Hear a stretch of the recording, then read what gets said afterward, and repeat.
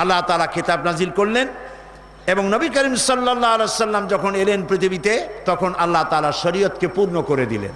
আগের নবীদের উপরে নামাজ ছিল, রোজা ছিল, সব কিছু ছিল, কিন্তু নবী করিম সাল্লাল্লাহু আলাইহি সাল্লাম যখন পৃথিবীতে এলেন আল্লাহ তাআলা পরিপূর্ণ একটি জীবন ব্যবস্থা তাকে দান করলেন। সেই জীবন ব্যবস্থার নাম কোরআন। এই কোরআন দিয়ে, লক্ষ্য করুন, এই কোরআন দিয়ে নবীজি মানুষদেরকে শুধু তেলাওয়াতের জন্য দেন নাই, কোরআন দিয়ে একটি সমাজ নিজে কায়েম করলেন। সুবহানাল্লাহ বলেন। রাসূল এবার প্রেসিডেন্ট হয়ে গেলেন, আল্লাহ নবী কি হলেন? প্রেসিডেন্ট হলেন, রাষ্ট্রপতি হলেন। আল্লাহর নবী রাষ্ট্রপতি হলেন।